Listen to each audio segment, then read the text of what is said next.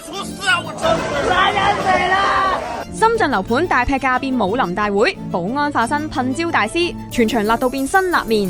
香港人買樓有幾辛苦，相信大家心照啦。每日返工做到隻狗咁，死慳死抵供嗰幾百尺嘅納米監獄都要供足30年。不過如果你以為返大陸買樓就係躺平天堂，咁你就大錯特錯啦。今日帶大家去到深圳龍華區睇下大陸內卷已經進化到咩地步。買樓唔單止要錢，仲要你救命硬擋得住辣椒水。呢個位於深圳龍華嘅幸福城臻園，聽個名就覺得溫馨啦。點知開盤嗰日變咗大型食雞現場。話說開發商為咗喺低迷嘅樓市生存，決定推出劈價大優惠，仲要玩先到先得。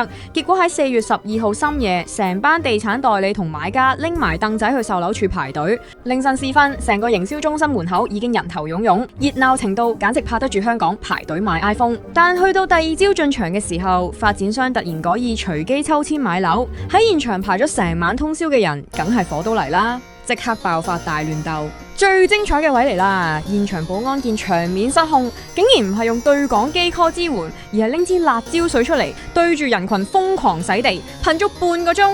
班買家本身上嚟買幸福，點知自己變咗辛辣麵，喺現場咳到好似中咗毒氣彈咁。點解大家要買得咁辛苦？原因好簡單，就係一個字：平。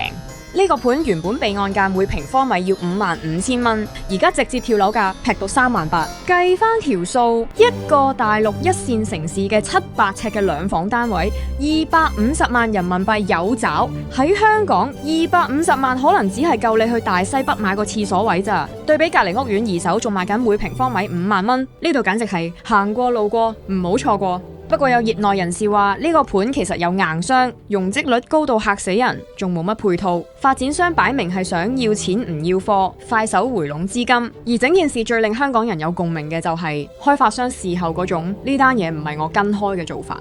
喺4月13號中午12點，深圳市洪耀泰實業有限公司透過微信官方公眾號出信道歉，話噴辣椒水個保安係兼職，係佢個人未經公司允許私自攜帶辣椒水並使用，公司已經嚴肅處理咗涉事人員。更爆嘅係有現場男士向傳媒爆料，話佢其實係收咗200蚊人民幣嚟做托兒，即係假扮買家嚟營造搶購假象。佢仲話如果你肯更加內卷，去跨圍欄或者衝鋒陷陣打頭陣，酬勞可以加到500蚊，為咗幾百蚊要去排成晚隊，仲要食辣椒水，諗下都覺得悲哀喎。各位香港樓奴，睇完呢單新聞有冇覺得心平衡翻啲呢？起碼我哋喺香港買樓雖然貴到離譜，但暫時都未使俾保安噴辣椒水。Techline 繼續同你 tag 進香港至 hot 話題，睇完記得 comment、like、share 同埋 subscribe。我哋需要你嘅支持，更需要你嘅消息。有料即爆 ，WhatsApp 報料熱線91060617。